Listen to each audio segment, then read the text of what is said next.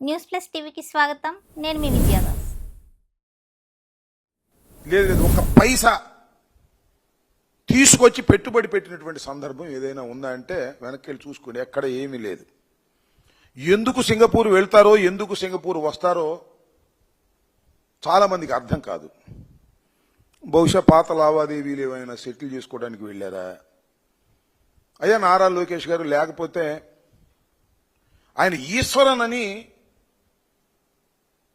ఆ సింగపూర్ మంత్రి గారు మీతో వాటాలు కలిసి ఇక్కడ రాజధాని డెవలప్మెంట్కి రాజధాని స్టార్టప్ ఏరియాకి పెట్టుబడులు పెడతామని చెప్పేసి అప్పుడు వచ్చి ఏదో కన్సార్టియం చేసుకున్నారు కదా. సరే, ఆయన లోపలేశారు. అవినీతికి పాల్పడుతున్నాడని సింగపూర్ ప్రభుత్వమే ఆయన లోపలేశారు. మొన్నే విడుదలయ్యారు. ఏమైనా ఇల్లు ఆయన కలిసి వచ్చారా? లేకపోతే ఆ లావాదేవీలు ఏమైనా సర్దుబాటు చేసుకున్నారా? అసలు ఎందుకు వెళ్ళారు మీరు? ఏమి సాధించడానికి వెళ్ళారు? సమాధానం లేదు. అది నాకు తెలియకూడదండి. సింగపూర్ ఏమైనా భారతదేశాన్ని అభివృద్ధి చేయడానికో ఆంధ్రప్రదేశ్ని అభివృద్ధి చేయడానికో పుట్టినటువంటి దేశమా? సింగపూర్ వాళ్ళు లాభాలుంటే పెట్టుబడులు పెడతారు, లాభాలు తీసుకుంటారు, వెళ్తారు. దానివల్ల మనకు ఉపయోగం ఉంటే సింగపూర్నైనా ఏ ఇతర దేశాలు పెట్టుబడులైనా మనం ఆహ్వానిస్తాం. వైఎస్ఆర్ కాంగ్రెస్ పార్టీ అంటే గెంటేసిందంట, వీళ్ళు వెళ్ళి పట్టుకొస్తామంట. వెళ్ళారు. చివరికి ఏమన్నారు వాళ్ళు? మేము పెట్టం పెట్టుబడులు అని పంపించారు. ఎందుకంటే వాళ్ళకి లాభం లేదు కాబట్టి పెట్టమని పంపించారు. దానికి ఏమిటయ్యా గదంటే, ఇవాళ నారా లోకేష్ గారు ప్రెస్ మీట్ పెట్టి చెప్తున్నారు, ఇక్కడ నుంచి అంటే చాలా మంది ఈమెయిల్స్ పంపించారంట. ఈ ప్రభుత్వం ఉండేది కాదు, చచ్చేది కాదు, పడిపోతుంది, మీరేమీ పెట్టుబడులు పెట్టమాక అని వీళ్ళు ఈమెయిల్స్ పంపిస్తే దానివల్ల వాళ్ళు తిరస్కరించారన్నట్టుగా మాట్లాడతాడు. ఆ ఈమెయిల్ పంపించింది ఎవరయ్యా అంటే పెద్దిరెడ్డి గారి ప్రోత్సాహంతో మురళీకృష్ణ ఆయన పంపించాయంట. ఆయన చెప్పాడు, నారా లోకేష్ గారు. ఎవరా మురళీకృష్ణ? నిన్న నుంచి తలగా బాదుకుంటున్నాం మేము. ఎవరు పంపించారు ఏంటంటే ఎతికాం అన్ని చోట్ల, దొరికింది. ఆయన మన చిలకూరుపేట ఆయన అంట. ఆయన రాయనో ఈయనో ఒకటో కాదో నారా లోకేష్ గారు చెప్పాలి. చిలకలూరుపేటకు చెందినటువంటి మురళీకృష్ణ చౌదరి గారు, ఆయన యుఎస్లో ఉంటాడు. 100కి 100 పాళ్ళు తెలుగుదేశం అభిమాని, తెలుగుదేశం కోసం కృషి చేసినటువంటి వ్యక్తి. తెలుగుదేశం పార్టీ అధికారంలోకి రావాలని అహర్నిశలు కష్టపడ్డాడు. ఇప్పుడు మాత్రం రివర్స్ అయ్యాడు. ఎందుకయ్యాడా బాబు అంటే, చిలకలూరుపేటలో ఆయన ప్రాపర్టీని కాజేయడానికి అక్కడ స్థానిక శాసనసభ్యులు ప్రయత్నం చేశాయంట. ఇంత కలలుగన్నటువంటి కూటమి ప్రభుత్వం, చంద్రబాబు నాయుడు గారి ప్రభుత్వం అధికారంలోకి వచ్చినా కూడా నాకు న్యాయం జరగకుండా నా ఆస్తులే కాజేసే పరిస్థితికి వచ్చేశారు, కబ్జా చేసే పరిస్థితికి వచ్చేశారు తెలుగుదేశం వాళ్ళు, మా వాళ్లే. ఈ ప్రభుత్వం కన్నా జగన్ ప్రభుత్వం 1000 రెట్లు బెట్లని ఆయనే ఈమెయిల్స్ పెడుతున్నాడు. మీకు చిత్రం ఏంటంటే, ఒక ఈమెయిల్ చదివి వినిపిస్తా. ఆయనే మురళీకృష్ణారెడ్డి గారు. రాత్రి 4 పెగ్గులు వేసి 4 ఈమెయిల్స్ పంపించా, ఎవరికి పంపించానో నాకు గుర్తులేదు. ఇదే ఆయన పెట్టిన ట్వీట్. అంటే ఈ మురళీకృష్ణ చౌదరి గారు చిలకలూరుపేట ఆయన, యుఎస్లో ఉండే ఆయన, తెలుగుదేశం పార్టీకి చెందిన ఆయన, తెలుగుదేశం పార్టీ సరిగా పరిపాలన చేయటం లేదని, తన ఆస్తులు కాజేయడానికి ప్రయత్నం చేసిందని ఆయన ఈమెయిల్స్ పెట్టాడంట ఎవరికో. దానికంట నారా లోకేష్ గారు పెద్దిరెడ్డి గారు పెట్టించాడు అనేటువంటి పరిస్థితి దిగజారిపోయి మాట్లాడేటువంటి పరిస్థితి దిగజారిపోయాడు. అంటే ఏమి లేదు, గుడ్డగాల్చి మొఖాన్ని వేసేద్దాం. ఇవాళ సింగపూర్ వెళ్ళి ఏమీ తీసుకురాలేకపోయాం, అది చెప్పినా కూడా ఉపయోగం లేదు కాబట్టి ఏదో కథల్ని చెప్పాలి అనేటువంటి ప్రయత్నం ఇవాళ నారా లోకేష్ గారు పాపం చెప్పేటటువంటి ప్రయత్నం చేస్తున్నారు. ఇది ఒకసారి చెప్పమని అడుగుతా నారా లోకేష్ గారు, ఈ మురళీకృష్ణ చౌదరి గారు ఎవరు? మాకేమి సంబంధం? పెద్దిరెడ్డి గారికి ఏమి సంబంధం? పెద్దిరెడ్డి గారి మీద పడేటువంటి కార్యక్రమాలు ఎందుకు చేస్తున్నారు అనే విషయాల్ని దయచేసి నారా లోకేష్ గారు సెలవిస్తే బాగుంటుంది. సెలవేయకపోతే మీ కుట్రలు, కుతంత్రాలు, మీ బురదల్లి కార్యక్రమాలు ప్రజలు చాలా క్లియర్ గా అర్థం చేసుకుంటారని కూడా ఈ సందర్భంగా చెప్తారు. ఆయన చాలా పెట్టారు ట్వీట్లు, 1 కాదు 2 కాదు. మీరు ఒకసారి వెళ్ళి చూడండి. ఈ ప్రభుత్వం అంత దౌర్భాగ్యమైన ప్రభుత్వం లేదని, తనకు అన్యాయం చేసిందని ఆయన ట్వీట్లు పెట్టినటువంటి సందర్భాలు. ఆయన ప్రాపర్టీ ఇది చిలకూరుపేటలో, దీన్ని కాజేయడానికి ప్రయత్నం చేశారంట అక్కడ లోకల్ గా ఉన్నటువంటి తెలుగుదేశం ఎమ్మెల్యే గారు. అందువల్ల ఆయన కడుపు మండి ఈ కార్యక్రమాలన్నీ చేస్తున్నాడు.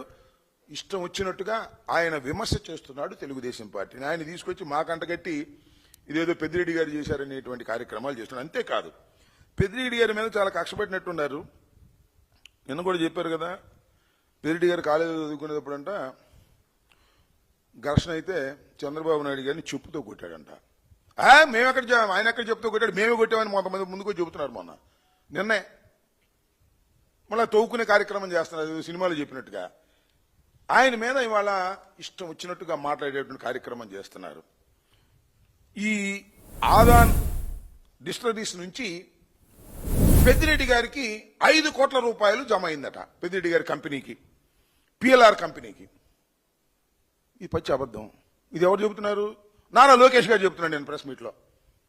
ఆదాన్ కంపెనీ నుంచి పిఎల్ఆర్ కంపెనీకి 5 కోట్ల రూపాయలు జమ అయింది అని. ఇప్పుడు ఇది 2021లో జమ అయింది అని మాట. అసలు ఆదాన్ కంపెనీ నుంచి పిఎల్ఆర్ కంపెనీకి 1 పైసా కూడా ట్రాన్స్ఫర్ కాని దాన్ని అద్భుతమైన కథల్ని చెప్పేటటువంటి ప్రయత్నం చేస్తున్నారు. అంటే పెద్దిరెడ్డి గారి మీద ఉన్నటువంటి కక్ష కార్పణ్యాలు, ఈ విధంగా లిక్కర్ కేసులో లేనిపోని అబద్ధాలు చెప్పి నమ్మించాలనేటువంటి ప్రయత్నం ఇటు ప్రజల్ని అటు న్యాయస్థానాల్ని వారు పడుతున్నటువంటి పాటలు అన్నీ కాదని మనం చేస్తున్నాం. అసలు ఆదాని కంపెనీ నుంచి రాలేదండి, ఇంకో కంపెనీ నుంచి వస్తాయి. వస్తే తప్పేంటి అని అడుగుతా ఉన్నా. ఒక కంపెనీ నుంచి మరో కంపెనీకి అప్పులు తీసుకోవడం మళ్ళీ చెల్లించడం జరుగుతూ ఉంది. ఒక కంపెనీ నుంచి 5 కోట్ల రూపాయలు తీసుకున్నారు 2021లో. ఆ తర్వాత పే చేశారు. దీనికి లిక్కర్ స్కామ్ కి దీనికి సంబంధం ఏంటి? ఊరికినే బురద జల్లేటటువంటి కార్యక్రమాలు దురదృష్టవశాత్తు సాక్షాత్తు నారా లోకేష్ గారు చేసేటటువంటి ప్రయత్నం చేస్తున్నారు. ఇది చాలా దుర్మార్గమైనటువంటి విషయం. దీన్ని కనిపెట్టాలని కూడా ప్రజల్ని ఈ సందర్భంగా నేను కోరుతూ ఉన్నా. ఇంకపోతే నెల్లూరు పర్యటన చూశారు కదా. జగన్మోహన్ రెడ్డి గారు, కాకాని గోవర్ధన్ రెడ్డి గారు, జగన్మోహన్ రెడ్డి గారి మంత్రివర్గంలో వ్యవసాయ శాఖ మంత్రిగా ఉన్నారు, నేను ఇరిగేషన్ మంత్రిగా ఉన్నాను. ఆయన్ని జైల్లో పెట్టారు. అన్ని తప్పుడు కేసుల్లో పెట్టి జైల్లో పెట్టి ఒక కేసు తర్వాత మరో కేసు తర్వాత మరో కేసు పెట్టి జైలు నుంచి బయటికి రాకోకుండా నిర్బంధించేటటువంటి కార్యక్రమం చేస్తున్నారు. చట్టం వారిని చేతుల్లోకి తీసుకునేటువంటి కార్యక్రమం చేస్తున్నారు. పోలీసులందరినీ వాడుకుంటున్నారు. సరే చూద్దాం దీని వ్యవహారం ఎంతవరకు వెళుతుందో, ఎంతవరకు న్యాయస్థానంలో దీన్ని నిరూపించగలుగుతారో భవిష్యత్తు ఖచ్చితంగా క్లియర్గా అర్థమైపోతుంది. కానీ ఇక్కడ నేను చెప్పదలుచుకుంది ఏంటంటే, జగన్మోహన్ రెడ్డి గారు పరామర్శకు వెళ్ళారు. పరామర్శకు వెళితే ఏంటంటే మీరు చేసింది నాకు అర్థం కాలేదు. ఏం జరిగింది? నేను నెల్లూరులో పరామర్శకు ఆయన్ని చూడటానికి జైలు దగ్గరికి వెళ్ళారు. ఆ తర్వాత నల్లపరెడ్డి వారి ఇంటి మీద దాడి జరిగితే వారిని పరామర్శించడానికి వారింటికి వెళ్ళారు. ఈ రెండూ కూడా పరామర్శకు సంబంధించినటువంటి అంశాలు. నేను తెలియగలుగుతానండి, జైలు చుట్టూరా పెద్ద బ్యారికేడ్స్ పెట్టారండి, పెద్ద పెద్ద గుంటలు తవ్వారండి. జగన్మోహన్ రెడ్డి గారు దేనికి వెళ్ళారు అనుకుంటున్నారా? నాకు అర్థం కాలేదు. చంద్రబాబు నాయుడు గారు, లోకేష్ గారు, జగన్మోహన్ రెడ్డి గారు హెలికాప్టర్ వేసుకువెళ్ళి అక్కడ దిగి జైలు గోడలు బద్దలు కొట్టి కాకాని గోవర్ధన్ రెడ్డి గారిని హెలికాప్టర్లో ఎక్కించుకుని మనం తిరిగి రావడానికి వెళ్ళాడు అనుకుంటున్నారు. నాకు అర్థం కదా. ఏమిటా వ్యవహారం, ఏమిటా బందోబస్తు, ఏమిటా ముళ్ళ కంచెలు చుట్టూరా వేశారండి. జైలు చుట్టూరా పెద్ద పెద్ద ముళ్ళ కంచెలు రోడ్లతో వేశారంట. మీకేం పోయే కాలం వచ్చింది? నవ్వు వచ్చింది నాకు నిజంగా. నిన్న జరిగినటువంటి సంఘటన చూసినప్పుడు, విన్నప్పుడు చాలా హాస్యాస్పదంగాను కొంత బాధగాను అనిపించింది. ఏంది ఇది నాకు అర్థం కాల. జగన్మోహన్ రెడ్డి గారు, మాజీ ముఖ్యమంత్రి గారు, తమ పార్టీకి చెందినటువంటి 2 నాయకులకు కష్టాల్లో ఉన్నప్పుడు, కష్టం అనుకున్నప్పుడు వెళ్లి పరామర్శించి రావడానికి వెళ్తే ఎంత హంగామా చేశారయ్యా మీరు, నాకు అర్థం కాలేదు. ఇది చూస్తే నవ్వు వస్తుంది. ఒక రాజకీయ నాయకుడు వెళ్తాడు, ఏంటి సింగిల్గా వెళ్ళాలి? నాకు అర్థం కాల. మేమన్నా మఠాన్ని నడుపుతున్నావా? మేమేమన్నా సర్వసంగంగా పరిత్యాజులమా, సన్యాసులమా? మేమేమన్నా? We are running a political party. ఒక రాజకీయ పార్టీని నడుపుతున్నటువంటి జగన్మోహన్ రెడ్డి గారు, వైఎస్ఆర్ కాంగ్రెస్ పార్టీ నాయకుడు, మాజీ ముఖ్యమంత్రి, అత్యంత ప్రజాదరణ కలిగినటువంటి వ్యక్తి నెల్లూరు పరామర్శకు వెళ్ళినప్పుడు వస్తారండి జనం. 2 రావాలి, 3 రావాలి, జైల్లోకి పెట్టుంది తప్పలేదు. హెలికాప్టర్ దగ్గరికి 4 రావాలి, ప్రసన్న కుమార్ రెడ్డి గారింటికి 100 మంది రావాలి. Who are you to say? Yes, గర్వంగా చెప్తున్నాం. పరామర్శకి వెళ్ళాం. పరామర్శకి వెళ్తారేంటి? పరామర్శకి వెళ్తే బహిరంగ సభలాగా వస్తారేంటి మీరు జనం అంటున్నాను నేను, ఒక ఆయన పెద్ద మనిషి. అవును స్వామి, మేము పరామర్శకు వెళితే అవి బహిరంగ సభలు అయిపోతున్నాయి. జగన్మోహన్ రెడ్డి గారు కారెక్కి రోడ్డు మీదకి వెళితే అవి ర్యాలీలు అయిపోతున్నాయి. అదే అదృష్టం. ఆయనకున్నటువంటి ప్రజాబలం, ఆ ప్రజాబలాన్ని చూసి ఓర్వలేక ఏందండి మీరు చేసేది నాకు అర్థం కాలేదు. వాళ్ళు ఎన్ని జరిగినాయి చెప్పండి.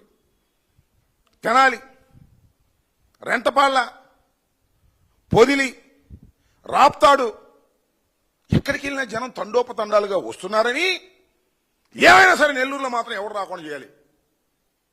ఏందే మీ ఉద్యోగం నాకు అర్థం కాదు. పోలీసులకి, ఐపీఎస్ ఆఫీసర్లకి ఆయన సర్వశ్రేష్ఠ త్రిపాఠి అంట. ఐజీ గారు అక్కడే కూర్చున్నాడు. ఏం పోయే కాలం వచ్చిందని నాకు అర్థం కాలేదు. నెల్లూరు వెళ్ళి కూర్చుని జగన్మోహన్ రెడ్డి గారు వస్తున్న సందర్భంలో ఎవరు రావడానికి వీల్లేదు. మీ దుంపలు లేక రోడ్ల కన్నకలు దిగారండి. ఎక్కడ విన్నారా మీరు ఇప్పుడన్నా?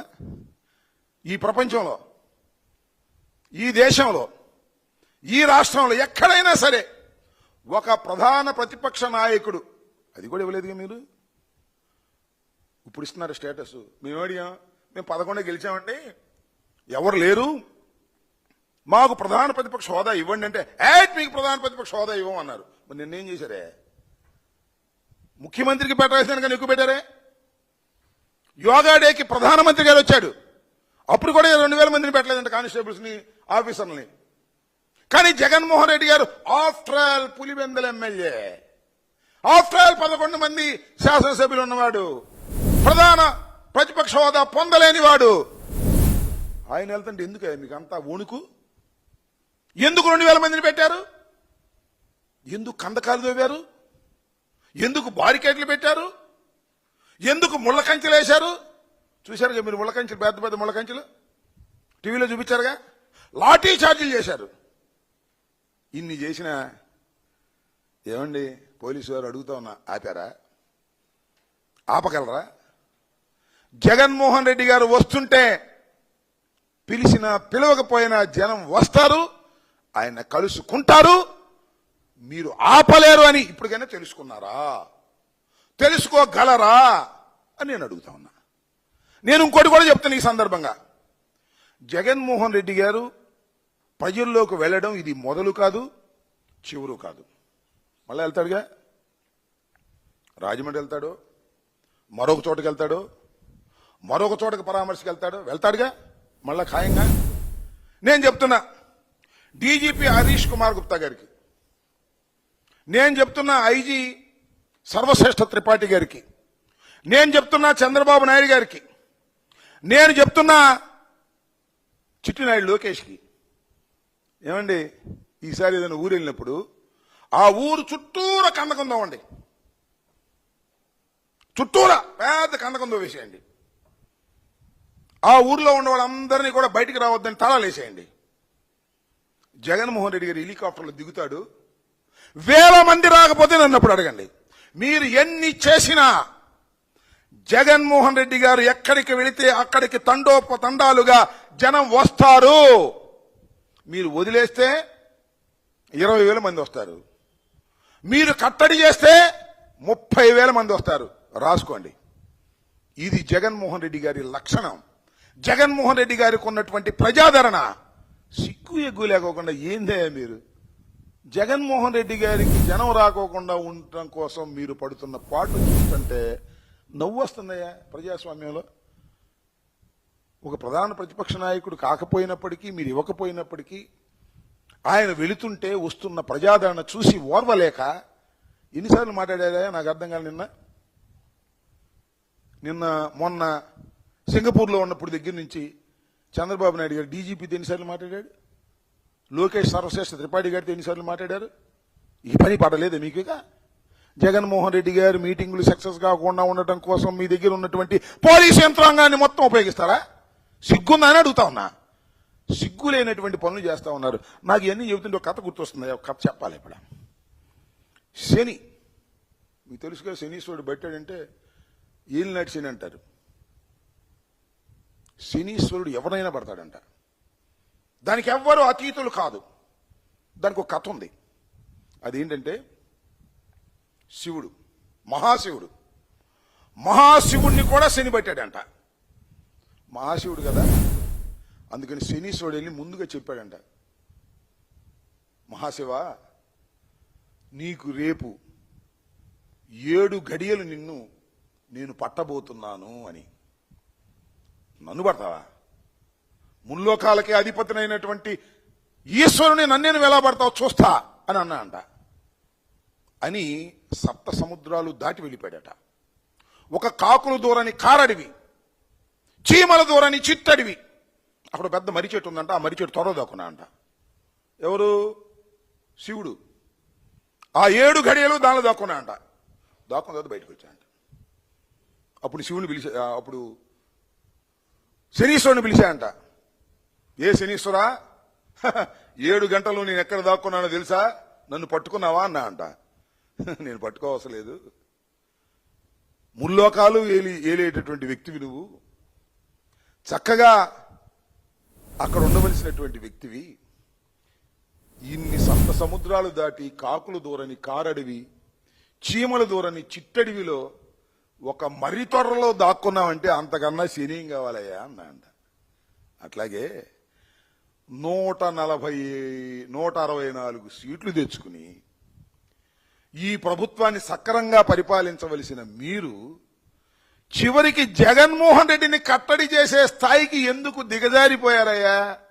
మీకు శని పట్టిందయ్యా, అంతకు మించి ఏమీ లేదు. 11 మంది శాసనసభ్యులు, పులివెందల ఎమ్మెల్యే అని రోజు వాగేవాళ్ళు మీరు జగన్మోహన్ రెడ్డి గారు ఒక్క చోట పర్యటనకు వెళుతున్నాడు అంటే మీకు ఇదేగా? ఏమనుందా? పోలీస్ యంత్రాంగాన్ని మొత్తం పెట్టేస్తున్నారే, లక్షల కోట్ల రూపాయలు ఖర్చు పెట్టేస్తున్నారే. ఇంత శని మీకు ఎందుకు పట్టిందా? నాకు అర్థంగా శుభ్రంగా పరిపాలన చేసుకోండి అయ్యా. సింగపూర్ వెళ్ళి తీసుకురారో మాకు తెలుసు.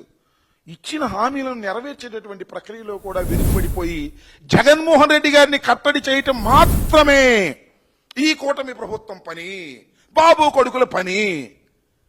ఏ మాటకు ఆ మాట చెప్పాలి. చంద్రబాబు నాయుడు చాలా సీనియర్ మహానుభావుడు, ఆయన బుర్ర కూడా పోయింది. ఈ చిట్టినాయుడు దెబ్బకి, వాళ్ళ అబ్బాయి దెబ్బకి ఆయన బుర్ర కూడా పోయింది. 24 గంటలు ఇదే పని.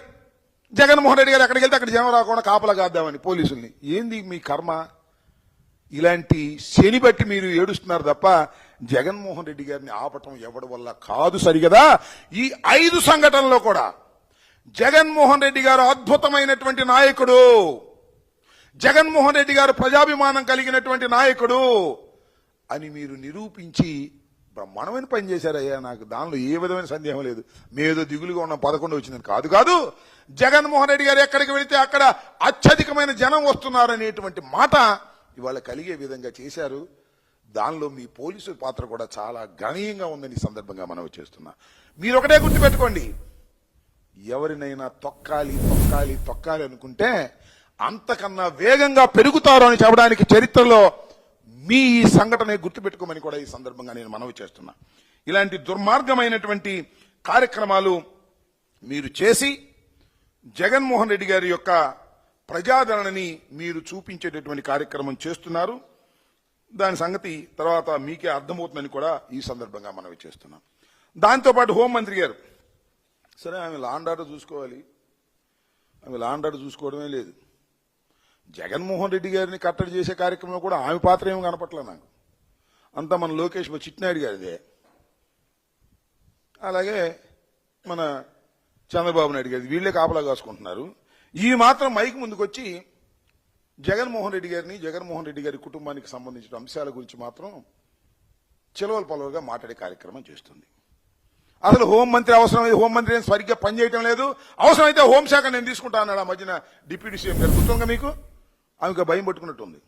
ఏదో మంత్రివర్గ మళ్ళా రీషఫలింగ్ అన్నారు, తీసేస్తారని భయం పట్టుకుందాం. మరి రోజు వచ్చి జగన్మోహన్ రెడ్డి గారిని తిట్టే కార్యక్రమం చేస్తుంది. జగన్మోహన్ రెడ్డి గారిని తిట్టే కార్యక్రమం చేయడంతో పాటు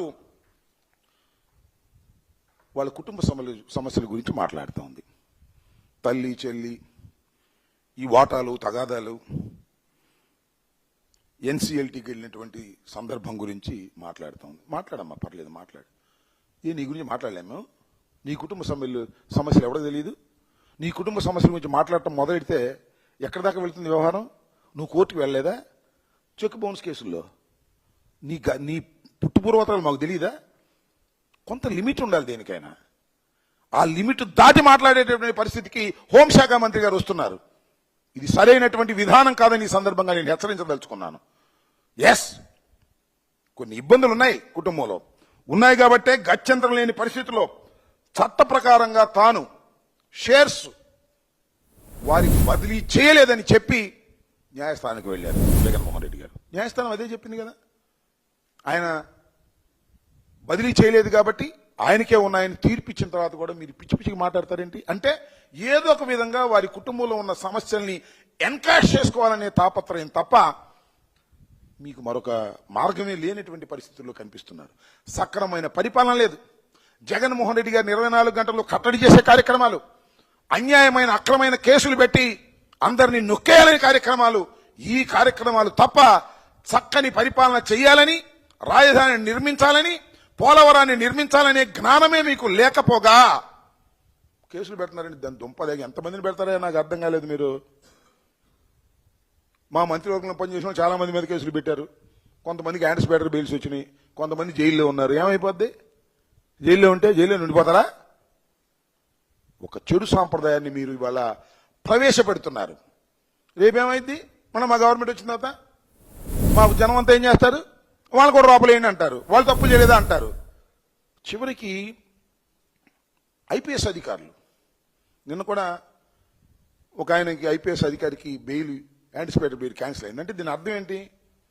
ఐపీఎస్ అధికారులందరికీ చెప్తున్నా, అందరికీ కాదు కొందరికి చెప్తున్నా, కొందరికంటే ముఖ్యమైన వారికి చెప్తున్నా, ఎవరైతే చంద్రబాబు నాయుడు గారి మోచేతి నీళ్లు తాగి జగన్మోహన్ రెడ్డి గారి మీద కేసులు పెట్టాలని, వైఎస్ఆర్ కాంగ్రెస్ పార్టీని అణచాలని, జగన్మోహన్ రెడ్డి గారు ఎక్కడికి వెళ్తే అక్కడ కట్టడి చేయాలని నిబంధనలకు వ్యతిరేకంగా ప్రవర్తిస్తున్నటువంటి ఐపీఎస్ ఆఫీసర్లందరికీ కూడా చాలా స్పష్టంగా చెప్తున్నా, తెలుగుదేశం పార్టీ అధికారంలోకి వచ్చిన తర్వాత అనేక మంది ఐపీఎస్ ఆఫీసర్ల మీద కేసులు పెట్టి జైలుకు పంపింది.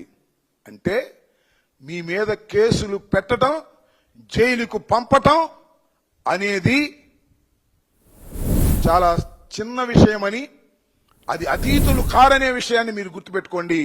ఆ ప్రభుత్వం, ఈ ప్రభుత్వం అలా చేస్తే వచ్చే ప్రభుత్వంలో కూడా మీరు దొరుకుతారు. తప్పులు చేస్తున్నారు, జాగ్రత్తగా వ్యవహరించండి, పద్ధతి ప్రకారం వెళ్ళండి, మీ మాన్యువల్ ప్రకారం మీరు వెళ్ళండి. అంతే తప్ప రాజకీయాల్లోకి వచ్చి రాజకీయంగా మమ్మల్ని అణగదొక్కాలని ప్రయత్నం చేస్తే చూస్తూ సహిస్తూ ఊరుకునేటటువంటి వ్యక్తులం మేము కాదు. మాది ఒక రాజకీయ పార్టీ, అత్యంత ప్రజాదరణ కలిగినటువంటి రాజకీయ పార్టీ. అది మీకు కూడా తెలుసు, అందరికన్నా మీకే ఎక్కువ తెలుసు. ఎందుకంటే మీరు చూస్తున్నారు కదా, ఎక్కడికి వెళ్ళినా పోలీసు కాపలా పెట్టిన అసలు మొత్తం పెట్టారండి, రోడ్డు పక్కన నుంచోబెట్టారు పోలీసులు అందరినీ కూడా. అయినా పోలీసులు ఆగారు, జనం వెల్లువలా వచ్చారు, ఉప్పెన్లాగా వచ్చారు. గుర్తుపెట్టుకోండి, ఈ పరిస్థితుల నుంచి బయటపడటం మంచిది. మీకు బయటపడకపోతే మాత్రం మీరు రాబోయే కాలంలో చాలా తీవ్రమైనటువంటి పరిణామాలు ఎదుర్కొంటారని కూడా ఈ సందర్భంగా నేను చెప్పదలుచుకున్నాను. లోకేష్ గారికి కూడా చెప్పదలుచుకున్నాను, అనిత గారికి కూడా చెప్పదలుచుకున్నాను. కొద్దిగా జాగ్రత్తగా వ్యవహరించే కార్యక్రమాలు చేయండి. ఆ లోకేష్ ఇప్పుడు లోకేష్ కాదంట, పెద్ద హై క్యాష్ అంట. హై క్యాష్ ఉంటే తప్ప మాట్లాడ్డంట. ఆయనకు కూడా చెప్తున్నా, బాబు 3 నెలల ముచ్చట అధికారం శాశ్వతంగా ఉండదు నాయన. ఇంతకుముందు చాలాసార్లు మీ తండ్రి గారు ఓడిపోయారు, మీరు కూడా ఓడిపోయారు. శాశ్వతంగా అధికారం ఉండదు, హద్దు మీరు ప్రవర్తిస్తే మంచిది కాదని మాత్రం చెప్పదలుచుకున్నాను.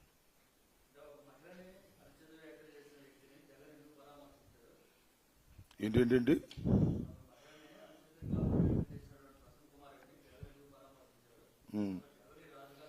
నేను తెలియగలుగుతానండి. సరే, ఇప్పుడు ప్రసన్న కుమార్ రెడ్డి గారు ఒక మహిళని అసభ్యంగా మాట్లాడాడని మీ అభియోగం, కోర్టులో కేసు పెట్టారుగా. ఎందుకు దాడి చేశారు? దాడికి మీకు సంబంధం లేదా? ఆ దాడి ఎంత ఘోరంగా చేశారు? నల్లపురెడ్డి శ్రీనివాసులరెడ్డి గారు చివరి రోజుల్లో ఆయనతో పాటు కలిసి పనిచేసే అవకాశం నాకు వచ్చింది. 89లో నేను ఎమ్మెల్యే, ఆయన మంత్రి, చెన్నారెడ్డి గారి క్యాబినెట్లో చాలా స్టాల్వార్డ్, ఈ రాష్ట్రానికి ముఖ్యమంత్రి చేయదగినటువంటి పర్సనాలిటీ కలిగినటువంటి వ్యక్తి నల్లపురెడ్డి శ్రీనివాసరెడ్డి గారు. వారి సతీమణి 84 సంవత్సరాలు వయసులో ఉన్నటువంటి వారి సతీమణి ఇంట్లో ఉన్నప్పుడు వెళ్ళి మీరు దౌర్జన్యం చేశారంటే పరామర్శిస్తే తప్ప, మా నాయకుడిని మేము పరామర్శించుకున్నాం, మీరెవరు మాట్లాడడానికి అడుగుతా ఉన్నా. ప్రసన్న కుమార్ రెడ్డి గారు దూషించాడా లేదా న్యాయస్థానాలు తేలుస్తాయి. మీ ఆరోపణలకు చూసి మేము పలకరించడానికి వీలేదు. జగన్మోహన్ రెడ్డి గారు ప్రసన్న కుమార్ రెడ్డి గారు ఇంటికే వెళ్ళలేదు. క్రిమినల్ గా ఉన్నటువంటి కాకాని గోవర్ధన్ రెడ్డి గారిని పరామర్శించడానికి వెళ్తాడా? వాళ్ళందరూ నేరారోపణ చేయబడిన వ్యక్తులే తప్ప నేరస్తులు కాదని కనీస ఇంగిత జ్ఞానాన్ని మీరు కోల్పోతున్నారనే విషయాన్ని కూడా ఈ సందర్భంగా అలా అనేవాళ్ళు. ఎవరైతే ప్రసన్న కుమార్ రెడ్డి గారిని పరామర్శించడానికి వెళ్ళటానికి జగన్మోహన్ రెడ్డి గారికి అర్హత లేదనేటువంటి వ్యక్తులకు చెప్తున్నా, మీకు ఆ పరిజ్ఞానం లేదు, మీకు ఆ విశాల హృదయం లేదు. జైల్లో ఉన్నవాడల్లా నేరస్తులు అనుకుంటున్నారు, కేసు పెట్టిన వాడల్లా నేరస్తులు అనుకుంటున్నారు. నేరారోపణ చేయబడిన వారే తప్ప వారు నేరస్తులు కాదనేటటువంటి కనీస జ్ఞానాన్ని మీరు తెలుసుకోండి. ఆ లెక్కకు వస్తే చంద్రబాబే పెద్ద నేరగాడు, 53 రోజులు జైల్లో ఉన్నాడు. మరి ఆయన పరామర్శించిన సంకలకం వెళ్ళారా అని అడుగుతా ఉన్నా నేను. ఇష్టం వచ్చినట్టుగా మాట్లాడటం సరైనటువంటి విధానం కాదని కూడా ఈ సందర్భంగా నేను చెప్పదలుచుకున్నాను.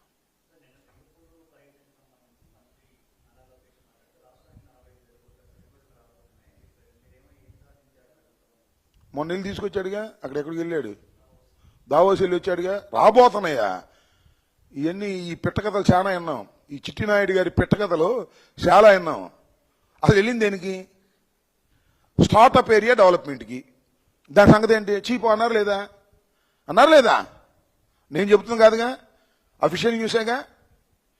చిట్టినాయుడు గారు పిట్టకథ రాపండి, ఉన్న విషయం చెప్పండి అని చెబుతున్నా. చిట్టినాయుడు గారు పిట్టకథలు వచ్చిన తర్వాత చెబుతూ ఉంటాడు. ఇదే వాళ్ళు మా ప్రభుత్వం పడిపోద్దని ఎవడు ఈమెయిల్ పంపించాడు, వాళ్ళ మనిషే పంపించాడు అంట ఈమెయిల్. ఆయనే చెబుతున్నాడు, నిజమో కాదో తేల్చుకోమనండి. ఏమి లేక నడవలేక దారి ఒకడు అన్నా అంట. సింగపూర్ నుంచి ఏమి తీసుకురాలేక ఇక్కడికి వచ్చి మా మీద పడుతున్నారు. 5 రోజులు వెళ్ళారు బాబు కొడుకులు ఇద్దరు. వెళ్ళింది దేనికి తెలుసా? ఎవరికి చెప్ప మాకు సెటిల్మెంట్ కోసం వెళ్ళారు. అప్పుడు పూర్వం మన ఈశ్వర్ అని ఉన్నాడు కదా మంత్రి గారు, నాకున్న సమాచారం తప్పు రైట్ వాళ్ళని చెప్పమనండి. ఈశ్వర్కి వీళ్ళకి మధ్య లావాదేవీలు బాగా జరిగినాయి. మన లోకేష్ గారు హై క్యాష్ ఆయన బాగా జరిగినాయి. వాడిని సెటిల్ చేసుకోవడానికి ఆయన రిలీజ్ అవ్వగానే వెళ్ళారు. కలిశారా లేదు కొద్దిగా కనుక్కో ఈసారి ప్రెస్ మీట్కి వెళ్ళినప్పుడు. ఈశ్వర్ గారిని కలిశారా లేదు? ఈశ్వర్ గారు మా ఫ్రెండేగా. ఈశ్వర్ గారిని ఇక్కడ తీసుకొచ్చి అద్భుతం అమోఘం అని చెప్పారుగా. మరి వాళ్ళు ఏమో రోపలేశారే, ఈశ్వర్ రోపలేశారు. మొన్న బెయిల్ మీద వచ్చాడు, పెద్ద అవినీతి పరుడు అని. ఆ అవినీతి పరుడికి ఈ అవినీతి పరుడు తోడు వెళ్ళాడు సింగపూరు. సింగడ అద్దెంకి వెళ్ళి వచ్చినట్టు ఇక వచ్చి ఇచ్చినాయుడు గారు పిట్టకథలు చెబుతున్నాడు. 64,000 కోట్లు వస్తాయి, 74,000 కోట్లు వస్తాయని. వెళ్ళిందేమో స్టార్టప్ ఏరియా డెవలప్మెంట్ కోసం. రూపాయి పెట్టుబడి లేకుండా 50% అబోవ్ వాళ్ళకి ఇచ్చేటట్టు ఈ వడంబడికలు. ఇవన్నీ పిచ్చి మాటలు. చెప్పినన్నాళ్ళు చెప్పారు, నమ్మినన్నాళ్ళు నమ్మారు. ఇంక చెప్పేది లేదు, నమ్మేది లేదు, అయిపోయింది వాళ్ళ పని. కాకపోతే ఇంక 4 సంవత్సరాలు ఉంది కాబట్టి మనం ఏం చేయలేము అనుకోండి.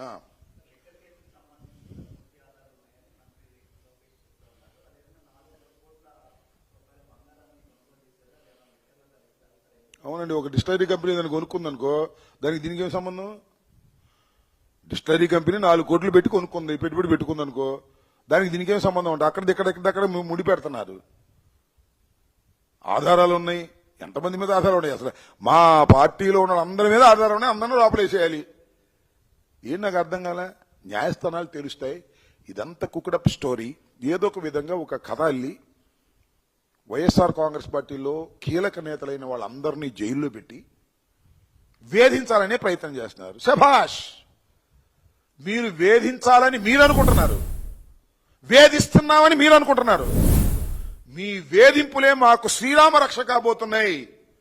ప్రజల్లో ఒక అద్భుతమైనటువంటి సానుభూతి వచ్చే పరిస్థితి. అన్యాయంగా అక్రమంగా పెట్టేస్తున్నారు మీ దుంపల్లేగా ఎవరిని పడితే అన్ని అనేటువంటి భావన వస్తుంది. వాళ్ళు అనుకుంటున్నారు వైఎస్ఆర్ కాంగ్రెస్ పార్టీ మీద కేసులు పెట్టి వైఎస్ఆర్ కాంగ్రెస్ పార్టీ నాయకుల్ని లోపల పెట్టి అణిచేస్తున్నాం అనుకుంటున్నారు. మీరు అణిచేయటం లేదు, అద్భుతమైన ప్రజాదరణ పెంచే విధంగా చేస్తున్నారు. నేను ఇంకో విషయం చెప్తా.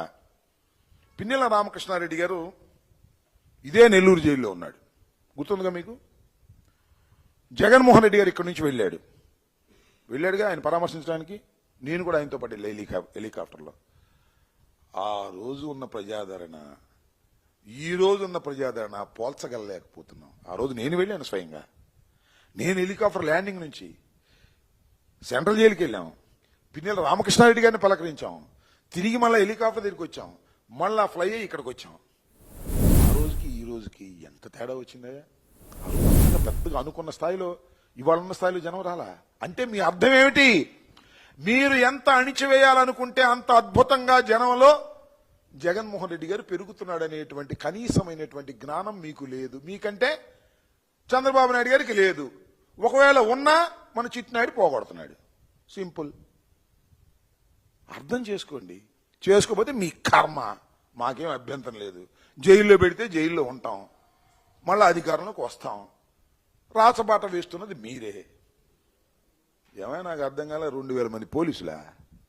జగన్మోహన్ రెడ్డి గారు పరామర్శకు వెళ్తుంటే 2000 మంది పోలీసులా? వాళ్ళ టిఫిన్ ఖర్చులు, భోజనం ఖర్చులు, ఎన్ని? ఎంత అవసరమా? కందకాలు తవ్వటమా? జైలు చుట్టూరా పెద్ద పెద్ద ముళ్ళ కంచెలు వేయటమా? ఏంది ఇది? చిత్రంగా లేదు? నేను చెబుతున్నాను కదా, మీరు ఆలోచించండి. చిత్రంగా లేదు? After all Pulivendula MLA, after all Pulivendula MLA, after all 11, after all 11, after Pulivendula ఎమ్మెల్యేకి ఆఫ్టర్ 11 ఇవన్నీ ఎందుకయ్యా? నాకు అర్థం కాలేదు. అంటే ఆఫ్టర్ ఆల్ కాదని, ఆయన ఒక అద్భుతమైన నాయకుడని నిరూపించేశారు. అయిపోయా కేసు. 1 ఇయర్లోనే అయిపోయింది. 4 సంవత్సరాలకు ఆగాల్సిన అవసరంలా. 1 ఇయర్లోనే మీరు అద్భుతమైన నాయకుడు. ఆయన పులివెందుల ఎమ్మెల్యే మాత్రమే కాదు, ఆయనకు 11 సీట్లు వచ్చినంత మాత్రాన ఆయన చిన్న నాయకుడు కాదు. మేము స్పెషల్ దాన్ని ప్రధాన ప్రతిపక్ష నాయకుడు ఇవ్వకపోయినా ఆయన ఒక అద్భుతమైన స్వరూపం కలిగినటువంటి ఒక పెద్ద నాయకుడు అని మీరే నిరూపించేశారు కదా. కందకాలు దొవ్వి 2000 మంది పోలీసులను పెట్టి ఎక్కడికి వెళ్తే అక్కడ కట్టడి చేసి జనం రాకోకుండా ఉన్నారని పోటీ పడి చివరికేమో జనం వచ్చారు. నిరూపణ అవుతుంది.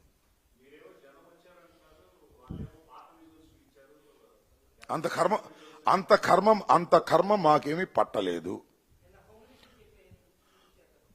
ఏమని అంటే అసలు వాళ్ళ ఉద్దేశం ఏంటి? జనం రాలేదని చెప్పడం వాళ్ళ ఉద్దేశం ఏంటి? తెలియకూడదా? జనం వచ్చారా రాదా అది పక్కన పెడదాం.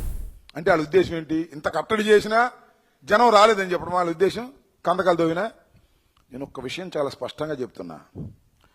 మేము విజువల్స్ని మార్ఫింగ్ చేసో మరొకటి చేసేటటువంటి నీచమైన స్థాయికి దిగజారవలసినటువంటి పరిస్థితి జగన్మోహన్ రెడ్డి గారికి లేదు, రాదు కూడా. హోంమంత్రి గారు చెప్తారు, చిట్టినాయుడు గారు చెప్తాడు, పెద్దనాయుడు గారు చెప్తారు. మీరు కనుక్కోండి ఏమన్నా ఫోన్ చేసి. యువర్ ఆల్ జర్నలిస్టులు కదా, మీ తోటి జర్నలిస్టులు ఉంటారు కదా, కనుక్కోండి జనం వచ్చారు రాలేదా. అరే చూశారు కదా, లాఠీ చార్జ్ చేశారా కదా. జనం రాకపోతే లాఠీ చార్జ్ ఏం చేశారబ్బా? జనం రాకపోతే, అమ్మా హోంమంత్రి గారు, జనం రాకపోతే లాఠీ చార్జ్ ఎందుకు చేశారు? జనం రాకపోతే ఆయన ఎవరు ఎమ్మెల్యే గారు నిన్న మాట్లాడుతున్నాడు. ఏమండి, ప్రసన్న కుమార్ రెడ్డి గారి ఇంటికాడ మీరు 100 మందికే మేము పర్మిషన్ ఇచ్చాం కదా, ఏ బహిరంగ సభలాగా ఎందుకు వచ్చారంటున్నాడు ఆయనే. నేనేం చెప్పవసలా. లాఠీ చార్జ్ ఎందుకు చేశారు? ఆయన ఎందుకు మాట్లాడాడు చెప్పానండి. ఎందుకే మిమ్మల్ని మీరు మోసం చేసుకుంటారు? మీ దుంపదేగా. జనం వస్తున్నారు స్వామి, మేమేమి అసలు వాళ్ళని పిలవట్లేదు. పూర్వం మా ఎన్నికలప్పుడో లేకపోతే అంతకు ముందు ఇంకోసారి కాస్త టిఫిన్లను లేకపోతే ఇది ఆటోలను ఏర్పాటు చేసేవాళ్ళు. అసలు ఇప్పుడు ఏమీ లేవు. టిఫిన్లకు అడిగిన వాళ్ళు లేదు, ఆటోలు పెట్టమన్నోళ్ళు లేదు. స్కూటర్లు వేసుకుని సైకిల్ వేసుకుని బలబలబల వచ్చేస్తున్నారు. కారణం ఏంటి? మీరు వద్దంటున్నారు కాబట్టి వస్తున్నారు వాళ్ళు, అంతే సింపుల్. మమ్మల్ని ఏమీ అడక్కోకుండా వచ్చేస్తున్నారు. నేను సత్యనపల్లి చూసా కదా, సత్యనపల్లిలో ప్రతి ఊరు పోలీసులు పంపించారు. అప్పుడు దాకా కొంతమంది తెలియదు జగన్మోహన్ రెడ్డి వస్తున్నాడని. ఏంది అబ్బాయి మన ఊరు వచ్చారు పోలీసులు అంటే, లేదు జగన్ వస్తున్నాడంట. అయితే వీళ్ళు ఎందుకు వచ్చారు అబ్బాయి? మనం వెళ్ళకూడదంట. వీళ్ళు ఎవడో చెప్పడానికి పదంట వెళ్దామని అప్పుడు బయలుదేరారు. అప్పుడు దాకా వాళ్ళకి తెలియదు. పోలీసులు వాళ్ళు ఉంటూ ఊరెళ్ళి వాళ్ళు లేపారు. అప్పుడు ఊళ్ళు బయలుదేరి వచ్చినాయి. నాకు తెలుసు కదా సత్యనపల్లి ఇది జరిగింది. ఇవాళ మీరు పోలీసులు అంతమంది పెట్టిన తర్వాత ఎందుకు ఇంతమంది పోలీసులు పెట్టారని తెలుసుకొని మా జగన్మోహన్ రెడ్డి గారు వస్తున్నాడని కనిపెట్టి వాళ్ళు తండోపతండాలుగా స్కూటర్లు వేసుకుని సైకిళ్ళు వేసుకుని నడుచుకుని వచ్చేస్తుంటే జనమేం రావట్లేదని మిమ్మల్ని మీరు మోసం చేసుకొని మాకేం అభ్యంతరం లేదు, జనమేమి రాకపోతే ఎందుకు ఈ ఆర్భాటాలను ఎందుకు చేశారయ్యా చెప్పండి స్వామి అని అడుగుతా ఉన్నా. దీనికి సమాధానం కాస్త కనుక్కొని చెప్పండి హోంమంత్రి గారిని. అసలు లాఠీ చార్జ్ ఎందుకు చేశారు జనం లేకుండా?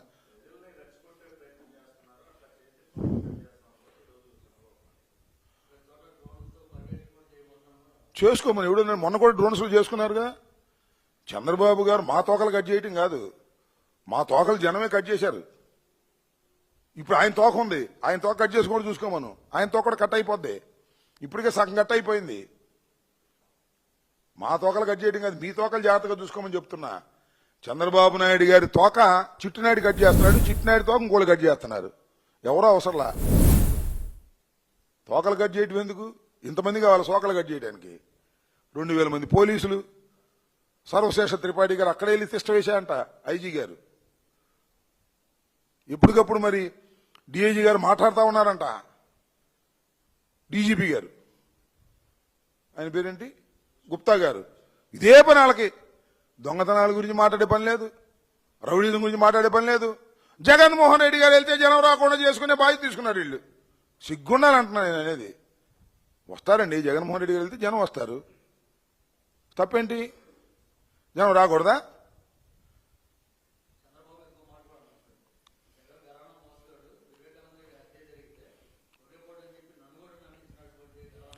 ఈ మొట్టమొదటి చెబుతాను ఉన్నాడు వివేకానంద రెడ్డి గారి హత్య గురించి, గరానా మోసగాడని, జగన్మోహన్ రెడ్డి ఇదని. నేను ఒక మాట నాకు బాగా గుర్తు, జగన్మోహన్ రెడ్డి గారినే కాదు, డాక్టర్ వైఎస్ రాజశేఖర రెడ్డి గారిని కూడా ఫ్యాక్షనిస్ట్ అని ప్రచారం చేశారు. మీ అందరికి చిన్నవాళ్ళు గుర్తుందో లేదు. ఈ చంద్రబాబు నాయుడే రాజశేఖర రెడ్డి గారు ఫ్యాక్షనిస్టు, రాజశేఖర రెడ్డి గారు మైనింగ్ లో డబ్బులు అన్యాయంగా సంపాదించాడు అని చాలా ప్రచారం చేశారు, చాలా కేసులు ఉన్నాయని ప్రచారం చేశారు. అయినా జగన్మోహన్ రెడ్డి గారు రాజశేఖర రెడ్డి గారిని ఆపగలిగాడా? అంటే మళ్ళీ తంతిదే, వ్యక్తిత్వ హననం. వ్యక్తుల యొక్క వ్యక్తిత్వాన్ని హననం చేసేటటువంటి కార్యక్రమం చంద్రబాబు నాయుడు గారు చేపడతాడు. ఆ రోజున రాజశేఖర రెడ్డి గారి గురించి అలాగే మాట్లాడాడు, ఇవాళ జగన్మోహన్ రెడ్డి గారి గురించి అలాగే మాట్లాడుతున్నాడు. కానీ జగన్మోహన్ రెడ్డి గారు ఒక అద్వితీయమైన నాయకుడుగా మరింతగా ఎదగడానికి చంద్రబాబు నాయుడు గారు కూడా కొద్దిగా సహకరిస్తున్నాడని నాకున్నటువంటి అభిప్రాయం. ఓకే,